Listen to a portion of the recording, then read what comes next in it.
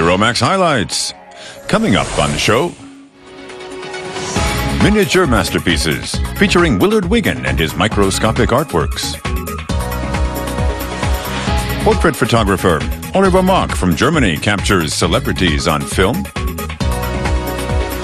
And stage sensation top fashion designer Cheerleading Lacroix creates costumes for the opera.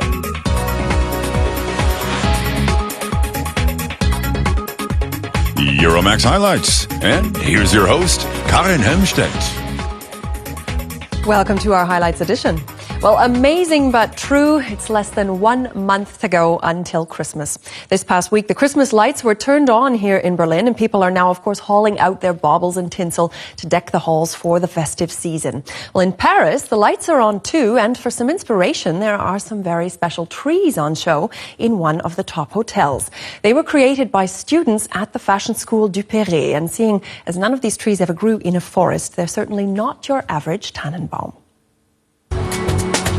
Paris is already in a festive mood. The city's famous boulevard, the Champs-Élysées, is lit up for the holidays, as are the big department stores. The Scribe Grand Hotel, located near the Opera House Garnier, is also decorated with numerous Christmas trees. They're one-of-a-kind creations produced by young fashion design students. It's great to see our finished trees in such stylish, luxurious surroundings. Here they're really shown off to their best advantage.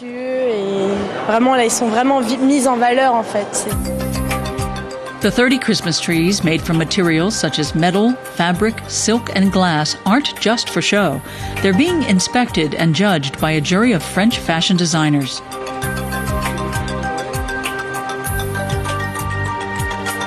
The theme of this year's contest is lightness, so many of the trees are white. But just how do fashion design and Christmas trees fit together?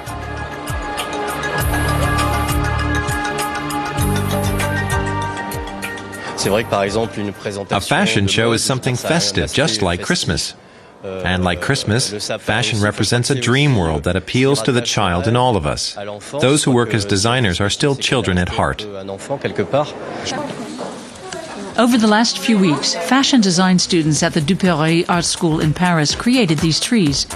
There's a story behind each one. 1,500 meters of wire were cut up into pieces that make this pile of needles. Each one was glued on by hand. For us, the needles were the identity of a Christmas tree, because that's what's left in the end.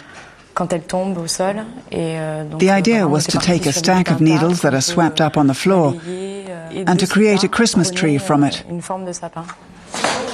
A lot of work also went into making this tree, with books from the flea market. Right away I had the idea of doing something with books, because they interest me as objects, not for their content. I wanted to do something to honor and spruce up books. I spray painted the edges gold, old-fashioned style, and then added gold borders in the style of Napoleon III. Work on the trees continues right up until the presentation on Tuesday evening. Then it's time for the big show at the Scribe Hotel. Excitement builds and the students start to get nervous. The jury deliberates. It's their job to pick the best trees. I found it very impressive to be able to explain my project to the designers. I'm happy I was able to meet the designers and get their reactions to my work. And the winner is? First prize goes to this transparent Christmas tree, while Sophie Allard's book tree takes second place. This award is a great motivator to keep going. I voted for the book Christmas tree. It's really something special. I'm happy it won second prize. Who knows? Maybe this evening will mark the beginning of a great fashion career. At the very least, it'll put Parisians in the Christmas spirit. Well, great works of art often owe at least a portion of their dramatic effect to their actual size. Think of something like Michelangelo's David or Delacroix's painting of liberty leading the people. But British artist Willard Wigan pursues the opposite effect in creating the world's smallest works of art as a microsculptor. Now, some of his works and his most recent things don't exceed the size of a human blood cell. But with the right technology, you can see them, and they're currently on display in London. Microscopic Art, a sculpture of the astronaut Neil Armstrong landing on the moon, or Hollywood star Marilyn Monroe in an iconic pose atop a 1-carat diamond. The My Little Eye Gallery in central London shows unique artworks. The scenes are visible only under a microscope, enlarged 400 times. These miniatures actually fit through the eye of a needle. The degree of detail is amazing. In this scene from the children's classic Alice in Wonderland, you can even see the folds on the tablecloth. I had to lift her with one of my own eyelashes, very, very gently, and then put her between the chair and between the table. And as I was lifting, my phone went off and I got a bit angry, and I went, and I looked and I inhaled Alice. Alice is smaller than, it's about a third of the size of a full stop in a newspaper. Willard Wigan needs special conditions to make his pieces. To avoid disturbing vibrations, he works at night in a walk-in closet. His tools are tiny knives, chisels and hooks he makes himself.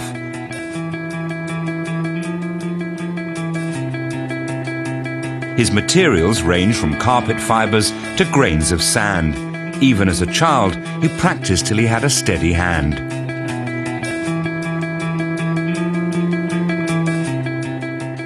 The pulse in my finger can be very detrimental. So what I have to do, I have to work between my heartbeat as I'm sculpting. Sometimes I can use my pulse as a little jackhammer. He creates tiny treasures, like this replica of the Lloyd's building in London. Wigan's miniature edition in white gold and platinum fetched €100,000 at an auction. Collectors of his miniature artworks range from the German-American magicians Siegfried and Roy to Prince Charles. In 2007, the Prince of Wales even presented Willard Wigan with an MBE for his services to art. It's something that you don't expect. You know, I knew what I had, but I never thought my work was special until people kept telling me, because I still couldn't quite understand. And then when they told me how good I was, then I became better. The British artist grew up in Birmingham in modest circumstances. Because of his dyslexia, he retreated as a child into his own fantasy world, building sculptures so small that no one could see or criticize them. With time, his art became tinier and tinier. My skill started a long time ago. When I was 5, I used to make furniture for ants. When you work in there for a long time, everything seems big, because you've been looking down the microscope for a long time. Willard Wigan works obsessively for up to 3 months on a single piece. Afterwards, he says he needs several weeks to relax. At 52, he's made about 180 miniatures. He's collected pictures of them in a book. If I can do 1 camel, that's not enough. I can now do 9 camels. I can do 20 camels in the eye of a needle. Even though I create the smallest artwork in the world, I'm not satisfied because I can take it much smaller. The art of Willard Wigan. With it, he shows how greatness can be achieved on even the tiniest of scales.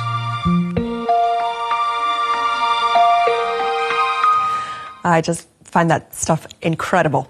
Well, German photographer Oliver Mark is best known for his portrait photography. His work is also laced with humor, as he likes to play with his subjects, and they seem to respond very well and enjoy a bit of play acting with him as well. Well, he uses backgrounds or props that reflect both the personality of VIPs and also his own unique take on them, and he's just published some of his best photos in a fabulous book. German celebrities like soccer legend Günther Netzer, Social Democratic leader Sigmar Gabriel, actress Hannelore Elsner, musician Max Rabe, with American shock rocker Marilyn Manson. Oliver Mark takes photos of famous figures, like retired tennis champ Boris Becker. Today he's preparing for his newest assignment at Berlin's Gemäldegalerie Museum. In order to give the person standing in front of the camera his full attention, he needs to integrate the location and the light at the shoot beforehand.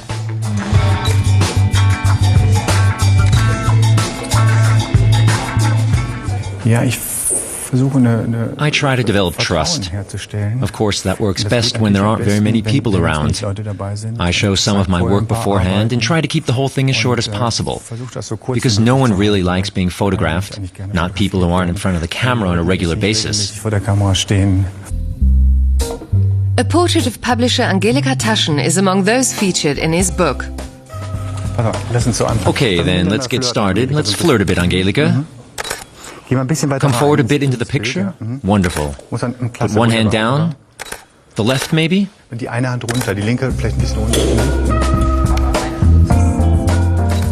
photo shoot in the Berlin Gemäldegalerie. It's the fourth time Oliver Mark has photographed the German publisher, this time for an art magazine. He approaches his subject with a meticulous eye. He has a very sensitive viewpoint. Perhaps that's the opposite of macho. That's quite likely. But it works really well with photos. Sensitivity is especially good for portraits when you try to recognize people quickly. And he's very fast. He knows immediately what is consistent and what's not. German DJ Paul van Dyk, actress Martina Gedeck, and Marianne Hoppe. Hollywood star Will Smith, and directors George Lucas and Sir Ridley Scott. The more famous the person, the less time Oliver Mark has to transform his vision into a photograph. His Berlin studio is home to his prize photos. Among them, a snapshot of American actor Tom Hanks. He came in with 4 or 5 people, the way it often is for Americans. He said, "Hi, I'm Tom Hanks, and I'm famous." And I said, "Hi, I am Oliver, and I'm working on it." The word was, "You have 2 minutes." I set up 2 cameras and shot 4 rolls, and I was done in even less time. In 2008, he took a scenic flight over Florence with Roberto Cavalli, which was documented with a cell phone camera. The Italian fashion designer put the photographer's courage to the test by piloting the helicopter with a cigar in his hand. Strange, isn't it? You don't even know where his hands are or how he's flying the helicopter. Maybe we'd already had a bit too much to drink. You can't let yourself get distracted by the scenery. When you're in such a great setting, it's hard to stay focused on the photos. We have nothing in common. No offense to him. I did my job and he did his. Working with a variety of people, being quick on the job and staying down to earth, they're Oliver Mark's signatures, reflected in his first book of portraits. Well, anything but down to earth is French fashion designer Christian Lacroix, who's currently right here in Berlin indulging his passion for theatre. Lacroix is best known for dressing celebrities in extravagant and colourful haute couture creations, but his true love is actually the stage. This coming February, the State Opera here will present a new production of Handel's Agrippina with costumes by the one and only Lacroix. Christian Lacroix loves clothes that are feminine and over the top. He also loves to give historical looks a contemporary twist.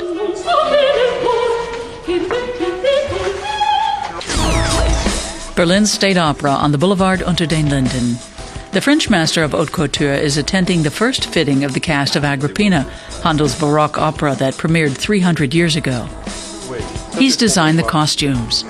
Anna Prohaska, German soprano and member of the Staatsoper Ensemble, is playing Popea. She's never worn designer clothes on stage before. I'm passionate about theater and music.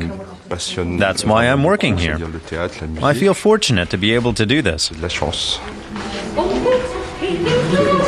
Christian Lacroix knows a lot about Baroque fashion. His own collections have often been inspired by the costumes of the 17th and early 18th century. He designed the outfits for Agrippina in Paris, and the Staatsoper seamstresses began working on them in the summer. The Berlin team has only been able to communicate with Lacroix over the phone until now. It's wonderful. Yesterday we saw the costumes on the models, and now our sketches are being made into garments. That's fantastic.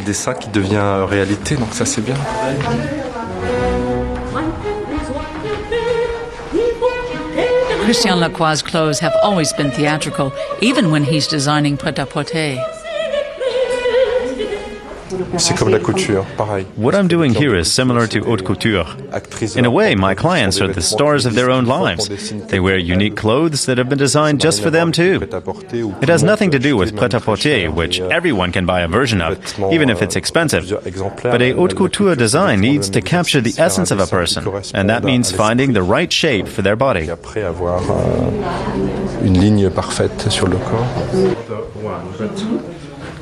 As with his haute couture designs, Lacroix exclusively used high-quality fabrics, such as velvet, silk, and linen. This is the Christian Lacroix trademark, a little bit eccentric, but elegant and very luxurious. Each piece is handmade.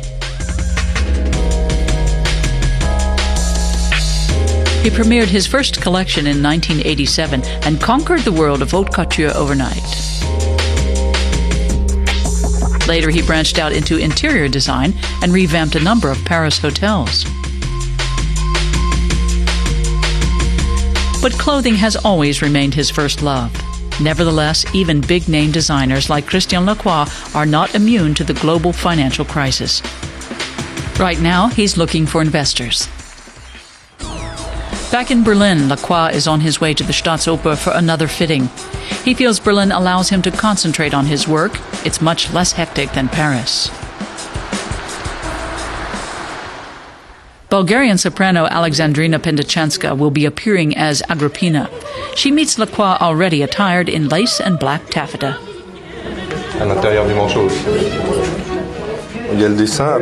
I come up with a sketch, and then the performer's measurements are taken, and I design a prototype.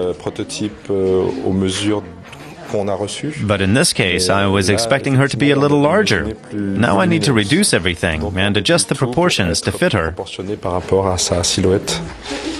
There's still a lot to be done. Christian Lacroix will return to Berlin in mid-December, just before rehearsals begin. Then he'll look at the 20 costumes to see if they meet his exacting standards. Well, traditionally more scantily clad are cheerleaders, and that's a group that's had to work hard to shed its image of being near pretty girls with pom-poms who fill the gaps at football games. Today, cheerleading itself is considered a sport, and here in Germany it's attracting ever more participants. And although it hasn't quite reached the level of American cheerleading, more and more German sports teams are getting enthusiastic moral and visual support.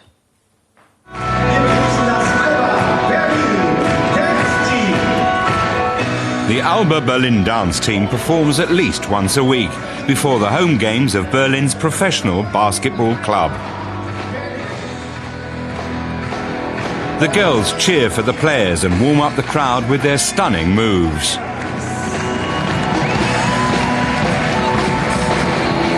During the break at half-time, they quickly change outfits and prepare for their next number. The cheerleaders work hard to improve their performance, training several times a week. All 33 cheerleaders were chosen at casting calls. The girls are coached by Patricia Berthe. She's been a cheerleader for 6 years. We've grown a lot. But I must say that we've done a lot to get there. They do lots of training too, at least 3 sessions a week, 5 times during peak periods in the basketball season. And then there are the regular appearances at Alba's home games. It's a time-consuming hobby. Practices are intense, involving strength training, stretching and learning new routines. It's really hard work. It's not just waving pom-poms, as people often think. When they ask, what do you do in your spare time, and you say, I'm a cheerleader, they say, oh, the ones with the pom-poms. But it's hard work. Cheerleading first took off in Germany in the 1980s with the arrival of the first American football teams. The sport combines elements from ballet, gymnastics and dance. Many of the cheerleaders have been involved in other kinds of sports and are seeking a new challenge. They like putting on a show too. Their next show is at the O2 World Arena before thousands of spectators. 3 hours before the game, the cheerleaders do a quick run-through. They go through the choreography one last time, under the watchful eye of their coach. Look, ladies, we said we're going to do the circle, okay? But if you're going to run back so far, we need to move the starting formation forward. Once practice is over, the girls head for the changing rooms. There's just an hour left to put on costumes, makeup and style their hair. The cheerleaders make their way to the basketball court. In a few minutes, all eyes will be on them. 8 o'clock, time for the big performance.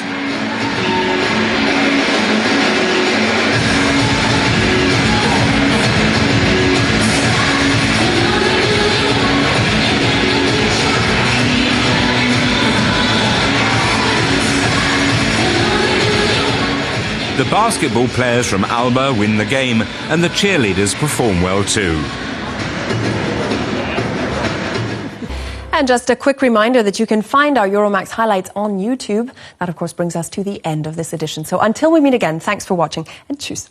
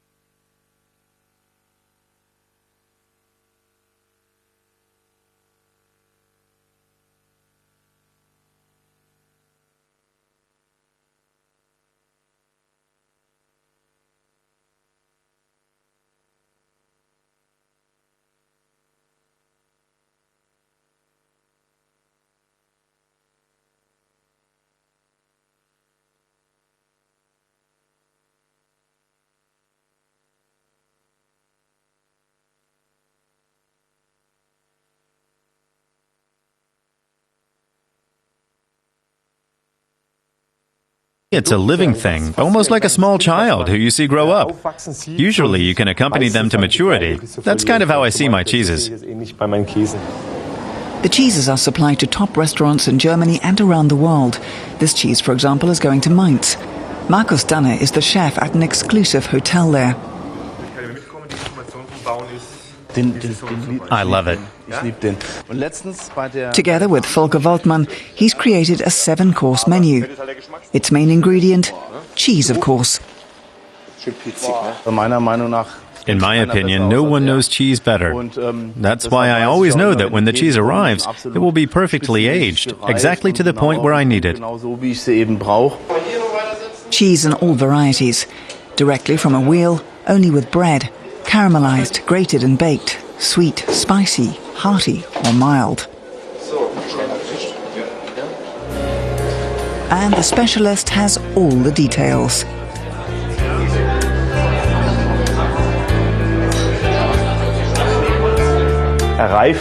It matures from day to day, unlike with pasteurized cheeses where quality and taste always stay the same. The guests are in for an entirely new tasting experience. There's even liquid cheese. The unique flavor comes from the fact that in raw milk cheese, the milk isn't pasteurized. Bacteria and natural flavors aren't boiled away. It's a living product. And you can see it.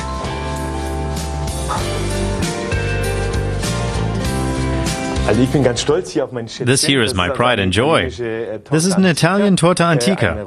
It's a raw milk cheese from Italy. When the mold develops like this, it's a sign that it likes its environment. As long as the cheese was produced under hygienic conditions, there's nothing harmful about it.